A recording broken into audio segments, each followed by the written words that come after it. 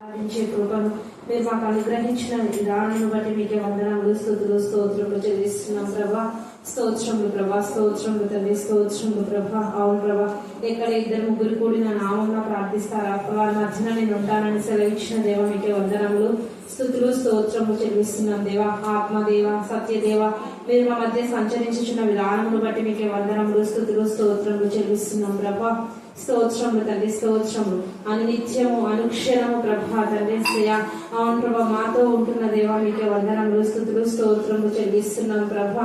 అవును ప్రభా తండ్రి, మీ వాక్యం చేత తండ్రి మీరు మాతో మాట్లాడిన విధానమును బట్టి మీకు వందనములు, స్తుతులు, స్తోత్రములు చెల్లిస్తున్నాం ప్రభా.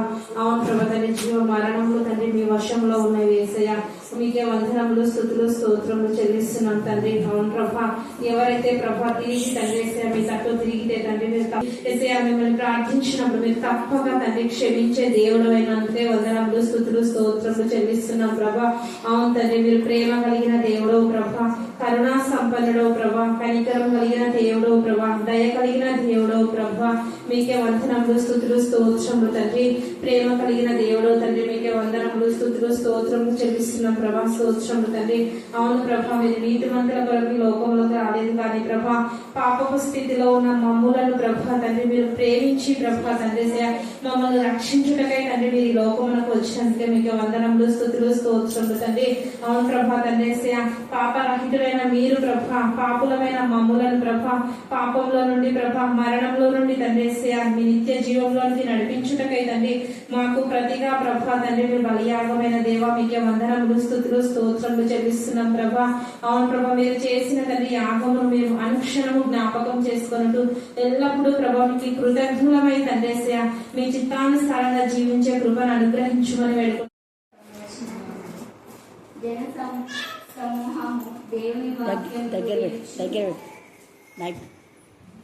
జన సమూహము దేవుని వాక్యము వినుచు ఆయన మీద పలుచుండగా ఆయన సరేతు సరస్సు తీరమున నిలిచి ఆ సరస్సు తీరునున్న రెండు దోణెలను చూచెను. జలరులు వాటిలో నుండి దిగి తమ వలలు కడుగుచుండిరి. ఆయన ఆ దోణెలలో సీమోనుదైన ఒక దోణి ఎక్కి దారి నుండి కొంచెము త్రోయమని అతనిని అడిగాను.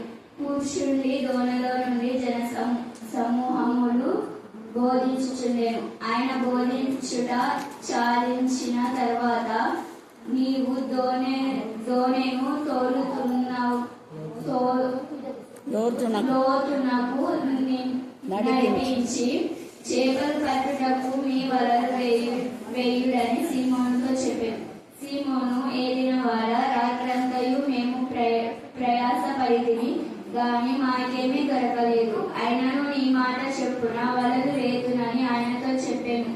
వారలాగున చేసి విస్తారమైన చేపలు పట్టిరి. అందుచేత వారి వలలు పిగిలిపోచుండగా వారు వేరొక దోణెలోనున్న తమ పాది వారు వచ్చి తమకు సహాయం చేయవలెనని వారికి సంజ్ఞలు వేసిరి. వారు వచ్చి రెండు దోణెలు మునుగునట్లు నింపిరి. సీమోను పేతురు అది చూచి యేసు మోకాళ్ళ ఎదుట సాగిలపడి ప్రభువా నన్ను విడిచిపోము, నేను పాపాత్ముడును అని చెప్పెను. ఏలైనగా వారు పట్టిన చేపలు రాశికి అతడును తనతో కూడిన వారందరూ విస్మయ పొందిరి. అలాగున సీమోనుతో కూడా పాలివారైన జెబెదాయి కుమారులకు యాకోబును యోహానును విస్మయం పొందిరి.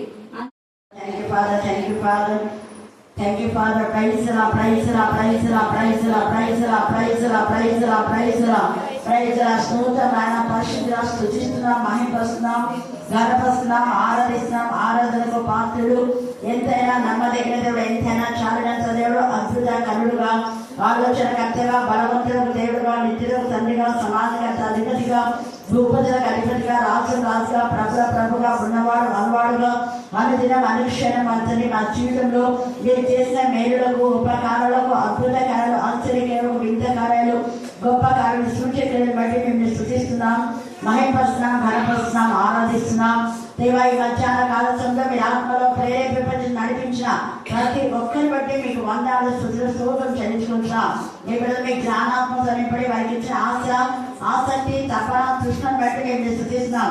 దేవా, మీరు ఒక్కరిని బట్టి వారి కుటుంబాలు మీరు ఆశ్రయించారు. కుటుంబంలో ఇంకా ఎవరికి రక్షణ లేదో వారికి రక్షణ దయచేయమని ప్రార్థిస్తున్నాం. ఆత్మలో పడిపోయిన వారిని మీరు లేవనెత్తారు ప్రభా.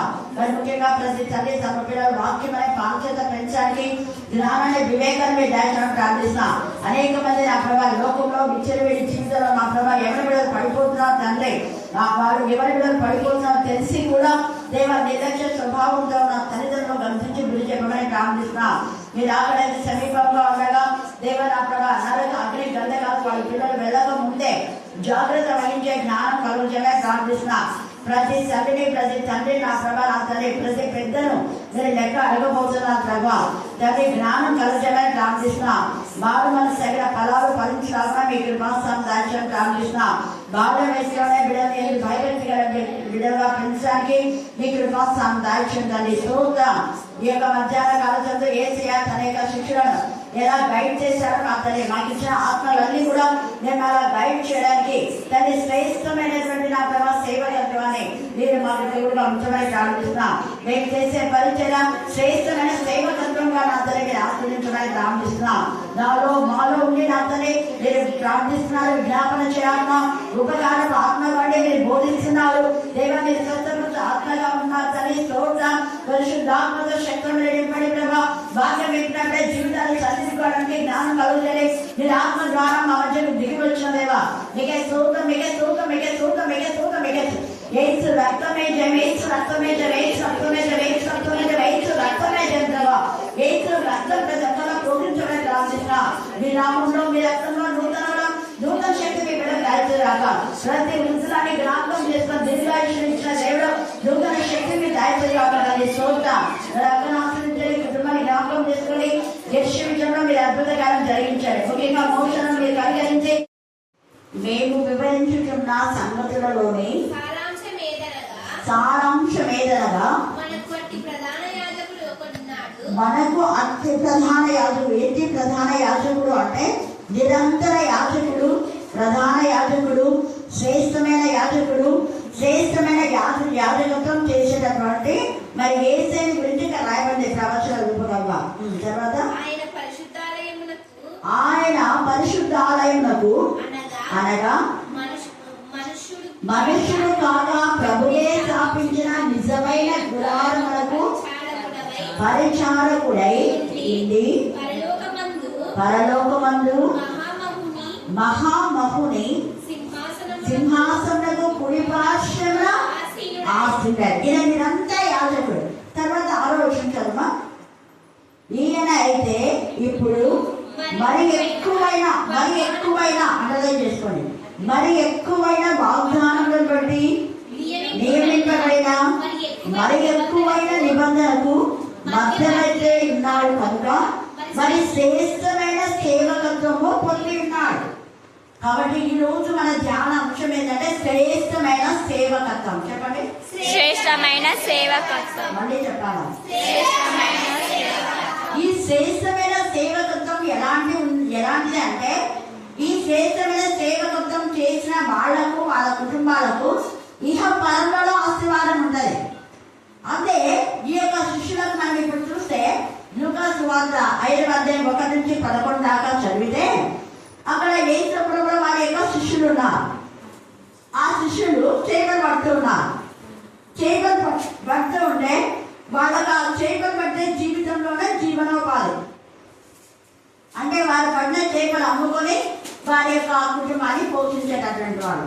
అంతవరకు వాళ్ళ జీవితం అలాగా సాగిపోతున్న జీవితంలో యేసయ్య వాళ్ళ దగ్గరికి వెళ్ళాలి. వాళ్ళ దగ్గరికి వెళ్ళి ఏమంటున్నాడు అంటే నిన్ను చేపలు పట్టే వాళ్ళు కాదు, ఏం చేశాడ మనుషుల పట్టేది. అంటే మరి శ్రేష్టమైన సేవలు. హల్లెలూయా, హల్లెలూయా, హల్లెలూయా. ఈ యొక్క చేపలు పట్టే నీకు కుటుంబానికి నీ బంధువులకు ఒకవేళ ఆధారం ఉండొచ్చు. కానీ మనుషుల పడే వాడికైతే నీ వంశం ఆశీర్వదించబడుతుంది, నీ కుటుంబం తరంలో ఉంటుంది, ఇక్కడ తక్కువ ఉండదు, అక్కడ తక్కువ ఉండదు. అందుకని యేసయ్య శిష్యులను పిలిచి సేవ చేయమని చెప్పినప్పుడు వాళ్ళందరూ అడుగుతారు, ప్రభువా నేను తల్లిదండ్రులను, అన్నదమ్ములను, అక్క చెల్లెలను అందరూ వదిలి మీ దగ్గరికి వచ్చాను కదా, మరి నాకేంటి ప్రతిఫలము అన్నాడు. అప్పుడు యేసయ్య నవ్వేసి, మీరు సేవలో వచ్చినప్పుడు ఎప్పుడైనా మీకు తక్కువైందా అంటే, ఏ తక్కువ కాలేదు ప్రభా, అదే ఏది తక్కువగానే జీవితమే శ్రేష్టమైన సేవకత్వ జీవితం. ఈ సేవలు ఒకరోజు దొరికితే ఒకరోజు దొరకవు, దొరికిన రోజు వాళ్ళకి అడుగుని దొరకని రోజు ఉంటాయి, ఏదో నిన్నటి దాంతో సరిపెట్టుకోవాల్సిందే. అలాగే మీరు ఎంత కష్టపడుతున్నారు చూడండి. జన సమూహము దేవుని వాక్యం వినుచు ఆయన మీద పడుచుడగా ఆయన గెండే సరస్సు తీరమున నిలిచి ఆ సరస్సు తీరంలో ఉన్న 2 దోణలు చూశారు. అక్కడ 2 దోణలు 2 జాలలు ఉన్నారు. చూడండి, 2 దోణలు ఉన్నాయి, జాలలు కూడా 2 ఉన్నారు. వాటిలో నుండి దిగి తమ వలలు కలుగుతున్నారు. అంటే ఇంకా వాళ్ళకి ఏమైపోయింది, ఆ రోజు ప్రయత్నంతో వేస్ట్ అయిపోయింది. బాధతో వేదంతో ఇంకా ఊరికే ఇంటికి వెళ్ళాలి కదా, పాపం ఇక్కడనేమో ఈ వీడి జాలలు ఎప్పుడెప్పుడు వస్తారా, ఎప్పుడెప్పుడు వంట చేస్తారా, వాడంతా చూసుకొని ఉంటారు కదా, ఎంత మంచి చేపలు ఇచ్చినారో, మంచిగా చేయాలి కదా అని వాడు ఎదురు చూస్తున్నారు. ఎదురు చూస్తున్న సమయంలో వృత్తి చేతుల్లో వెళ్ళిపోతే వాళ్ళకి ఎంత బాగుంటుంది. అందుకే రాత్రంతా పట్టారంట. రాత్రంతా పడితే వాళ్ళ ప్రయాసం అంతా వ్యక్తమైపోయింది. కొన్ని చేపలు అమ్ముకొని, ఇంకా కొన్ని సరుకులు కొనుక్కొని, ఇంటికి కొన్ని చేపలు పెట్టుకొని వెళ్ళేవాడు. కానీ పాపము రాత్రంతా వాళ్ళ ప్రయాసం అంతా ఏమైపోయింది, వ్యక్తమైపోయింది. వీళ్ళ యొక్క బాధ వేదన యేసయ్యకి అర్థమైపోయింది. యేసయ్య ఎప్పుడైనా కూడా ఎక్కడికి వస్తారంటే, ఎవరైతే ఆత్మీయంగా, నిజాయితీగా, యథార్థంగా కష్టపడి పని చేస్తుంటే వాళ్ళ దగ్గరికి వచ్చి వాళ్ళ కష్టార్జితం తీరుస్తారు. హల్లెలూయా, హల్లెలూయా, హల్లెలూయా, హల్లెలూయా, హల్లెలూయా.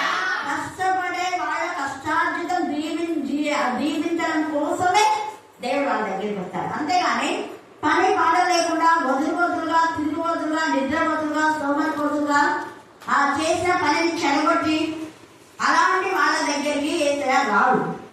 ఆయన ఇష్టం ఉండదు, నచ్చదు కూడా. అలాంటి వాళ్ళని పిలవడం కూడా, అలాగే ఇస్రాయేలీయులను పిలవడా, కానీ వీళ్ళనైతే పిలుస్తున్నాడు. వీళ్ళు కష్టపడి పనిచేసే వాళ్ళు, ఇలాంటి వాళ్ళే యేసయ్య కావాలి. ఇలాంటి వాళ్ళే దేవుడు కూడా కావాలి.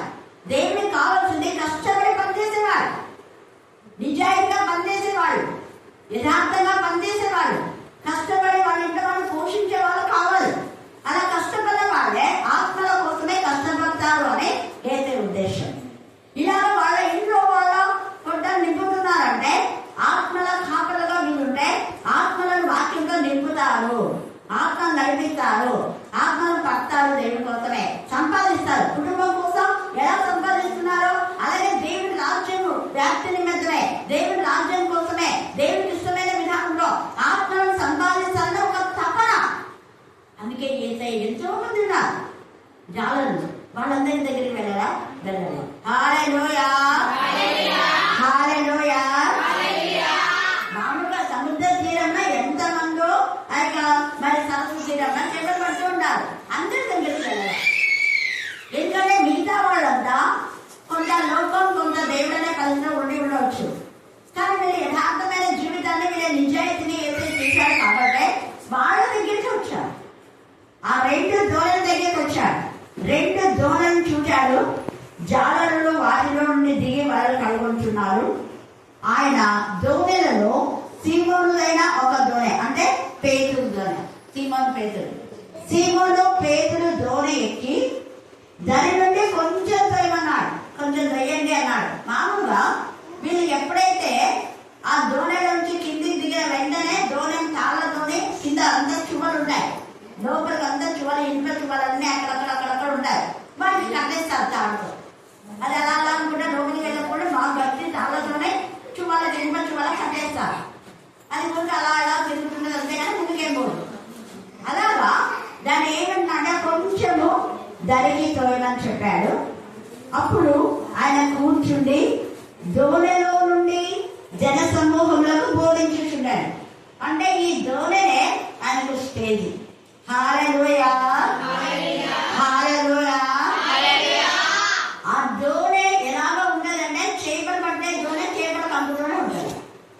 చేపల వాసన ఉంటుంది, అవునా కాదు? కానీ యేసయ్య అదే దూడనే కోరుకున్నాడు. మన వాడు వాక్యం చెప్పాలంటే స్టేజ్ పైన పూలు, అలంకరణ, సెంట్లు అవి ఇవి ఎన్నెన్నో ఆడంబరాలు చేసుకుంటారు. వాక్యం చెప్పడానికి ఆడంబరాలు అవసరంగా, ఆర్భాటాలు అవసరం లేదు, హంగులు అవసరంగా. హంగులు, ఆర్భాటాలు, ఆడంబరాలతో ఆత్మలను మనం పట్టలేం.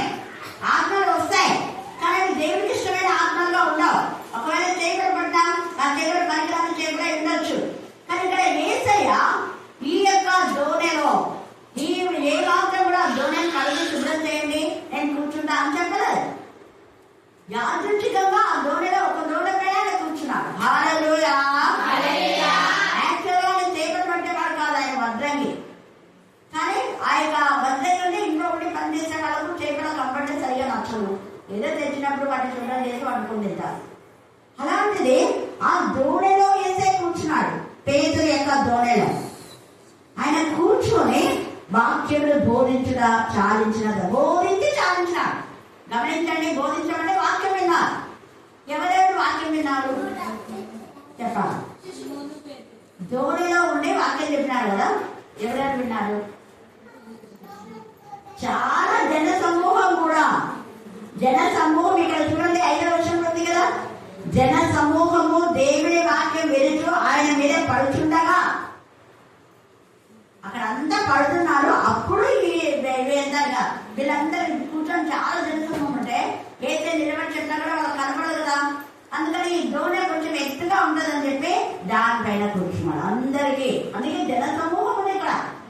చాలా జన సమూహంలో అంతా వినుచు ఆయన మీద పడుతుంటే ఆయన పోయి ఆ దోణిలో రేపు ఒక దోణి తీసుకొని దాన్ని కొంచెం తోయండి అని చెప్పి అలా తోసుకొని దానిపైన కూర్చొని వాక్యం చెప్తున్నా. అప్పుడు అందరు కనపడింది. అందరు ఇసుకలో కూర్చున్నారు.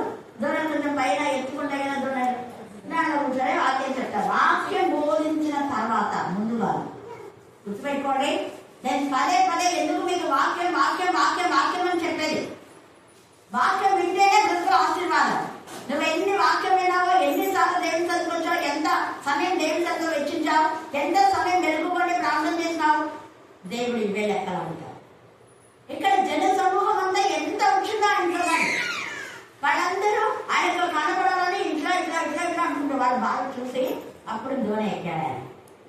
అక్కడ స్టేజ్ లేదు, డబ్బు వేస్ట్ లేదు, ఫ్రీగా దోణి కదా. హల్లెలూయా, హల్లెలూయా.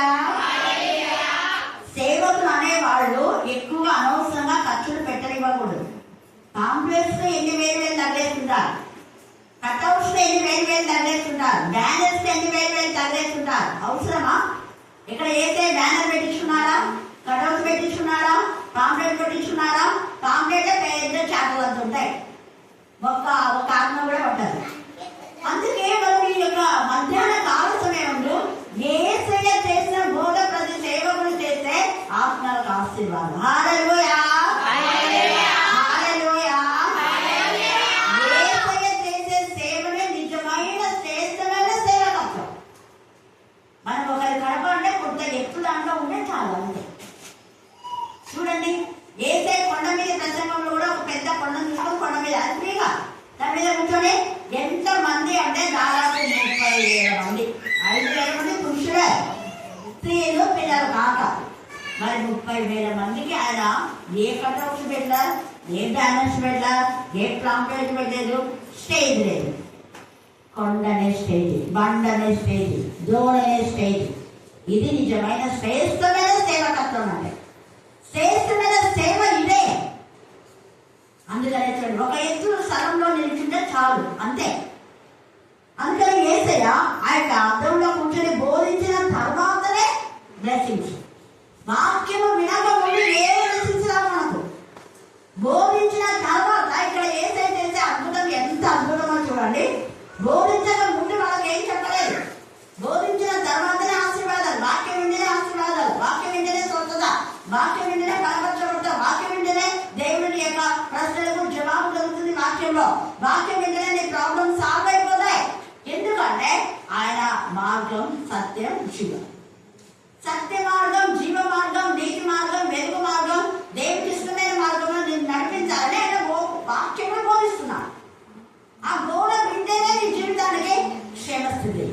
మరి వాక్యం వినకుండా ప్రార్థన చేయండి అంటే లైట్ వే కాదు. ఎక్కడ ఏసయ్య అన్ని చోట్ల వాక్యం విన్న తర్వాతనే, ఎక్కడో లేదు. వాక్యం అయిపోయిన తర్వాత అందరి స్వస్థత పొందడానికి వస్తున్నాం. హల్లెలూయా, హల్లెలూయా.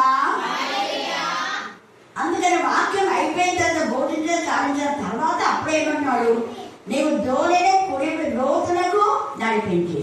వాక్యం విన్నావు కదా, వాక్యం యొక్క లోతైన జీవితం నీకు కావాలి. లోతైన అనుభవంలోకి నువ్వు వెళ్ళాలి.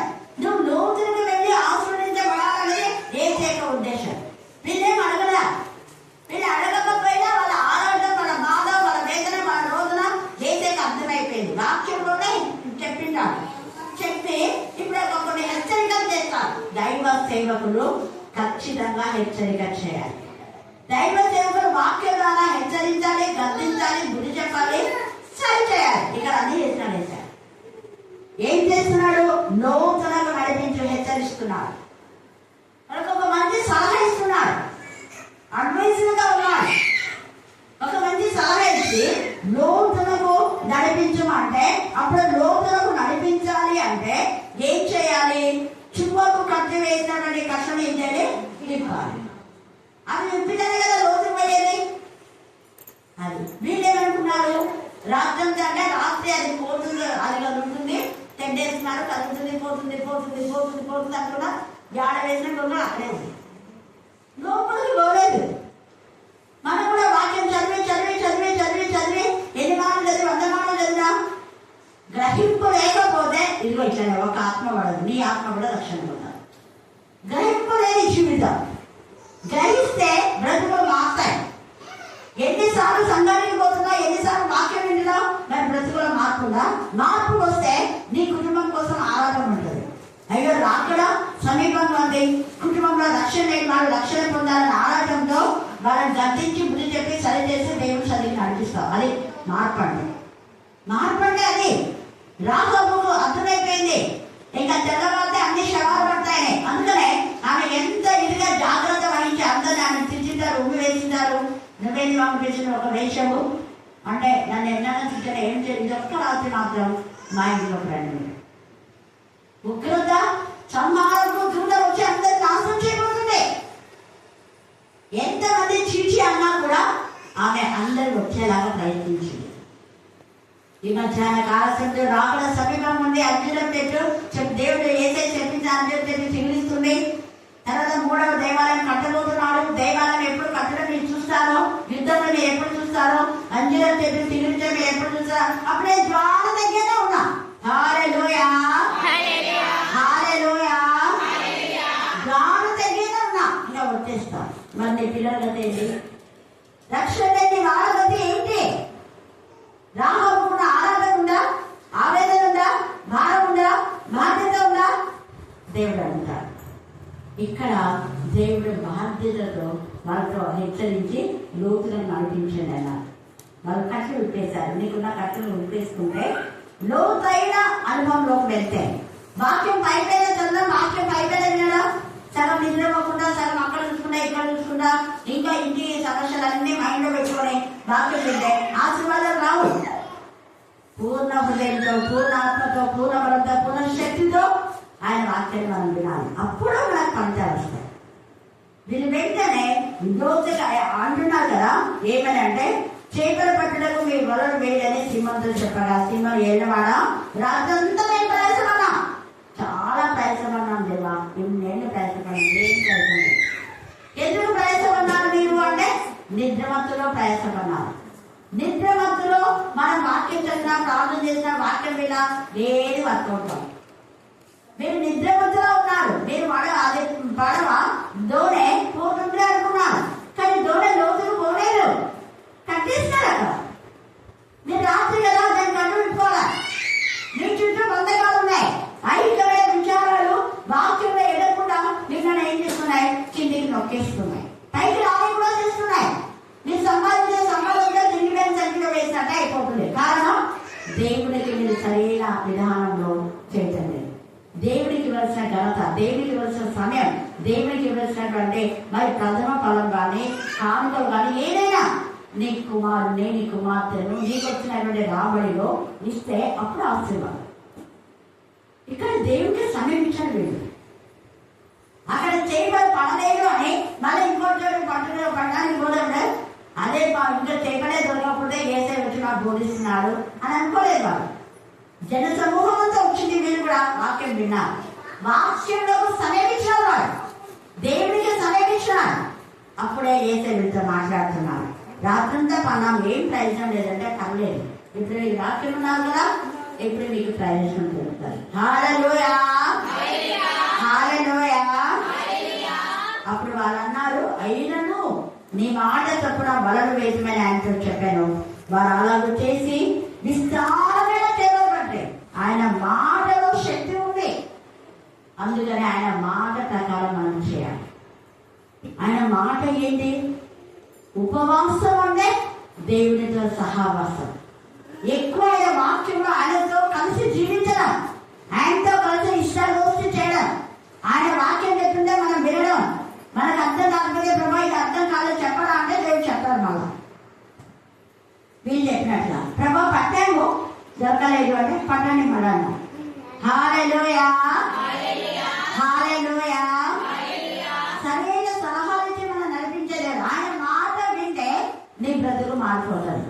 ఆయన మాట వింటే నీ జీవితం, నీ కుటుంబ జీవితం క్షేమస్థితిగా ఉంటాయి. ఇక్కడ వీళ్ళిద్దరు జాలలు, ఇద్దరు జాలలకు పట్టిన దేవుడు యెహోవా మాట వలన, యేసయ్య మాట వలన ఏం జరిగిందంటే అద్భుతం, ఆశ్చర్యం, వింతకారం, గొప్ప కారం, సూచక్రియం.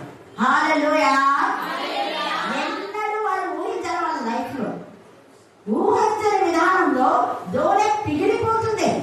అయ్యో ఇంటికి ఏదో 10 చేపలు తీసుకుపోతూ ఉంటే 10 కూడా పడలేదంటే ఒక్క చేప కూడా పడలేదు. కానీ ఇప్పుడైతే వాళ్ళ పిగిలిపోతుంది. ఇద్దరు కలిసి రాబోతున్నా. అప్పుడు పక్కనున్న దూడలు కూడా సంఘం చేస్తే వాళ్ళు వచ్చినారు. పక్కన ఎంతమంది వచ్చినారో మనకు తెలియదు. మొత్తానికి అందరు కలిసి లాగితే 2 దూడలు నిండిపోయాయంట. ఒక గంప కాదు, ఏంటి నిండిపోయినాయి?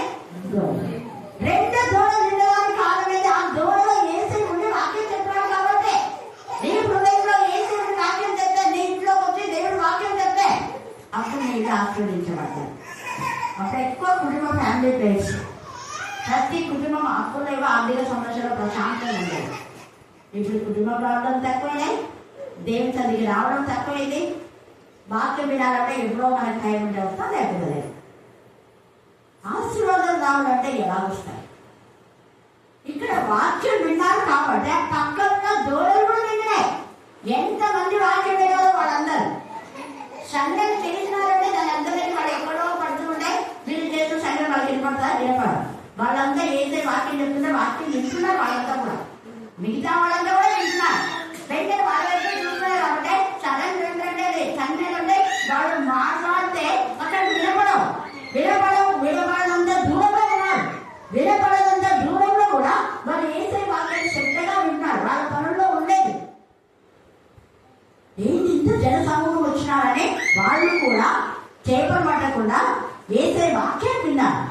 ఏసయ్య ఎవరికి రుణస్తులు కాదు, నా వాక్యం విన్నా ఈ బిడ్డలు నేను ఖాళీగా పంపాను అనేసి వీళ్ళు ఇలాగ అన్నారు. సంజ్ఞలు తెలిసి దూరం ఉన్న వాళ్ళని పిలిచినారు.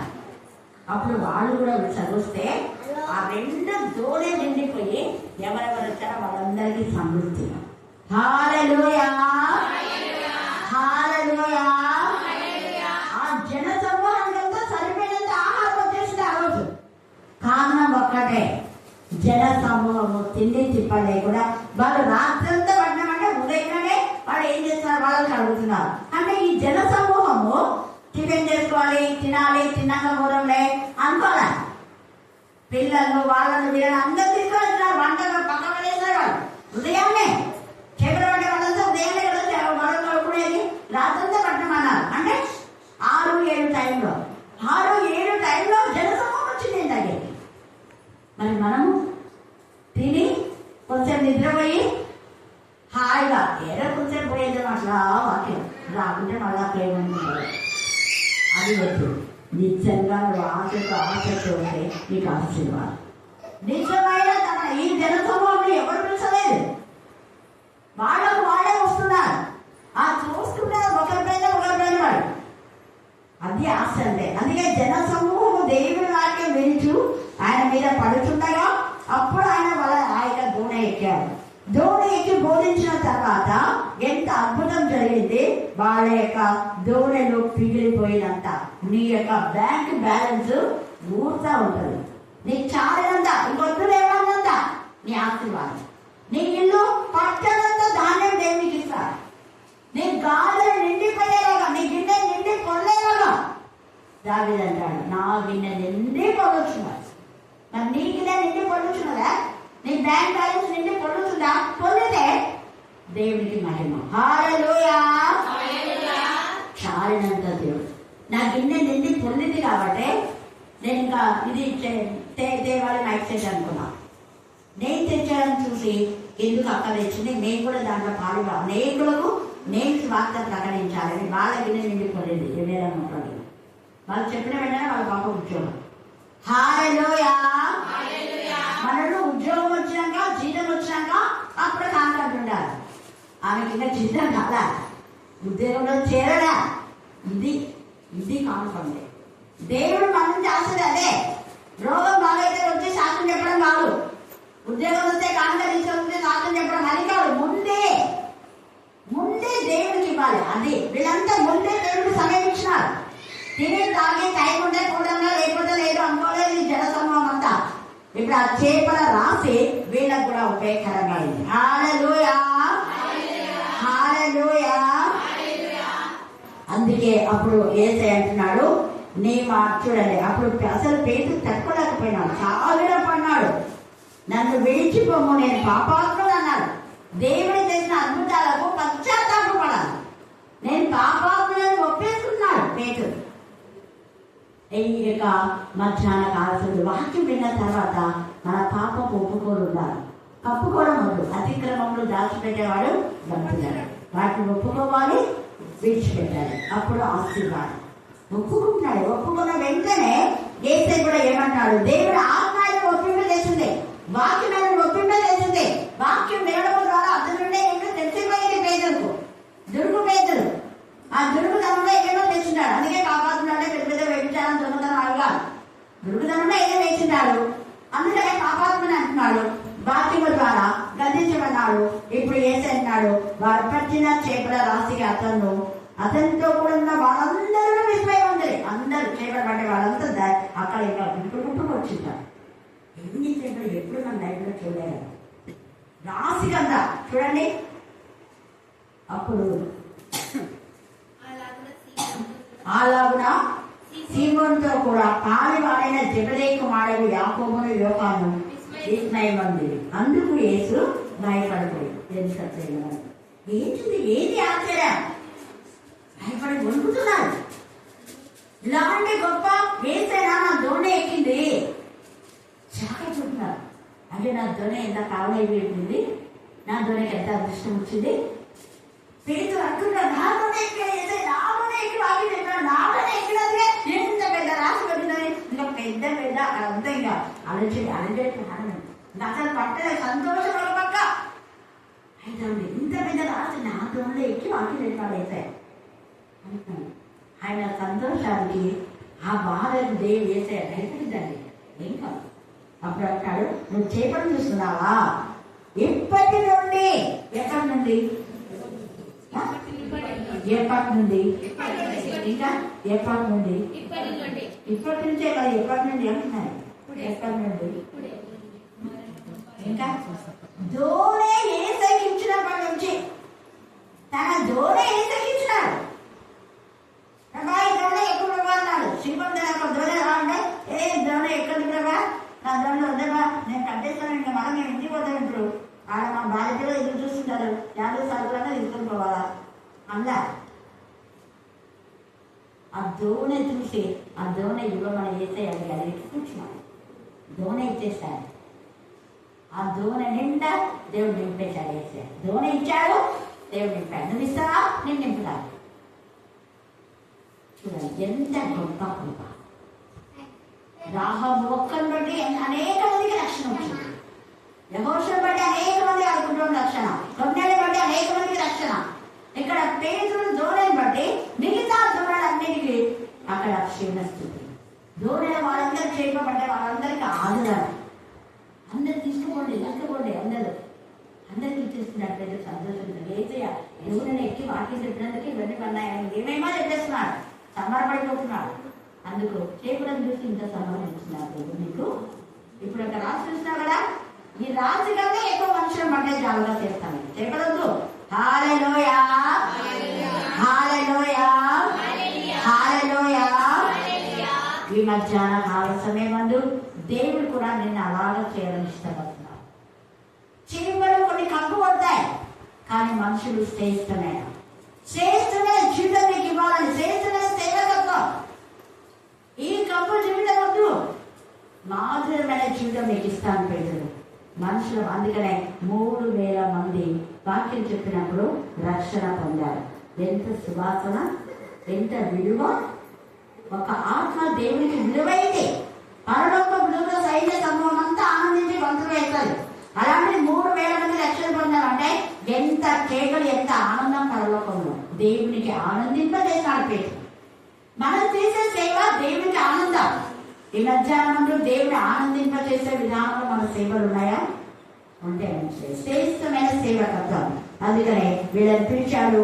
మత్తయి 10లో వీళ్ళందరూ కూడా దేవుని పరిచయకే వీళ్ళని పంపారు. కాబట్టి ఈ మధ్యాహ్న కాల సమయంలో దేవుడు మన సమృద్ధిగా దీవించాలని ఇష్టపడుతున్నాడు. ఆయననే మన కోసమే శ్రేష్టమైన సేవకత్వం చేసేవాడు ఉంటాడు. ఆయన ప్రధాన యాజకుడు, నిరంతర యాజకుడు. నీకోసం నా కోసం విజ్ఞాపన ఆత్మగా ఉన్నాడు, బోధించే ఆత్మగా ఉన్నాడు. ఆయన బోధిస్తాడు. నువ్వు సిద్ధంగా ఉంటే నీ హృదయమైన ధోరణి ఏసైకి ఇస్తే, నీ హృదయమైన ధోరణి ఏసైకి ఇవ్వాలి. అంతే. ఏసై నా ధోరణిలో కూర్చో ఏసయా, నా హృదయంలోకి రా ఏసయా అని చెప్పండి. నీ హృదయంలోకి వచ్చి ఏసై వాక్యం చెప్తే నీ ధోరణి నిండిపోతుంది, నీ హృదయం నిండిపోతుంది, నిండిపోతుంది. నీ బ్యాంక్ బ్యాలెన్స్ కూడా సమృద్ధి తక్కువ కాదు. హల్లెలూయా హల్లెలూయా హల్లెలూయా. కాబట్టి మధ్యాహ్న కాల సమయంలో శ్రేష్టమైన సేవకత్వంలో ఏసే మనతో కూడా ఉన్నారు. మనం కూడా ఆయన సేవలో పాలు భాగస్వామైన లోతైన అనుభవంలోకి మనం వెళ్దాం. దేవుడు ఈ లేఖన భాగాన్ని దీవించి ఆశీర్వదించుగాక.